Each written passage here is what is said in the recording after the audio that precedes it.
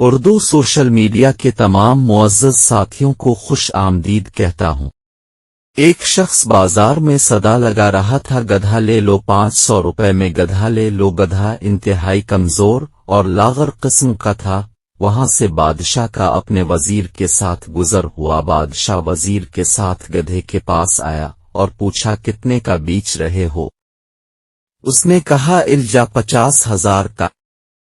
بادشاہ حیران ہوتے ہوئے اتنا مہنگا گدھا ایسی کیا خاصیت ہے اس میں؟ وہ کہنے لگا حضور جو اس پر بیٹھتا ہے اسے مکہ مدینہ دکھائی دینے لگتا ہے۔ بادشاہ کو یقین نہ آیا اور کہنے لگا اگر تمہاری بات سچ ہوئی تو ہم 1,00,000 کا خرید لیں گے، لیکن اگر جھوٹ ہوئی تو تمہارا سر قلم کر دیا جائے گا۔ ساتھ ہی وزیر کو کہا کہ اس پر بیٹھو اور بتاؤ کیا دکھتا ہے۔ وزیر بیٹھنے لگا تو گدھے والے نے کہا جناب مکہ مدینہ کسی گناہگار انسان کو دکھائی نہیں دیتا۔ وزیر ہم گناہگار نہیں، ہٹو سامنے سے، اور بیٹھ گیا، لیکن کچھ دکھائی نہ دیا۔ اب سوچنے لگا کہ اگر سچ کہہ دیا تو بہت بدنامی ہوگی۔ اچانک چلایا سبحان اللہ ماشاء اللہ الحمدللہ، کیا نظارہ ہے مکہ مدینہ کا۔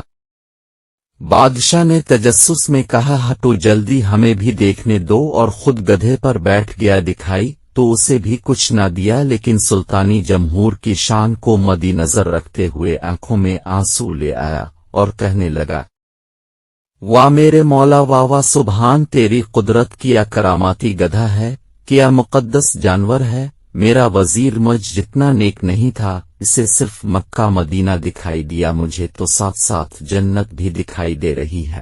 اس کے اترتے ہی عوام ٹوٹ پڑی، کوئی گدھے کو چھونے کی کوشش کرنے لگا، کوئی چومنے کی، کوئی اس کے بال کاٹ کر تبرک کے طور پر رکھنے لگا، وغیرہ وغیرہ۔ یہی حال کچھ ہمارے معاشرے میں رہنے والے اور کچھ جعلسازوں اور مکاروں کا ہے، جنہوں نے دینی اصطلاحات اور دین کے نام پر فریب دینے کا بیڑا اٹھا رکھا ہے، اور سادہ لو عوام بھی اندھے کان بن کر پیچھے چل پڑتے ہیں۔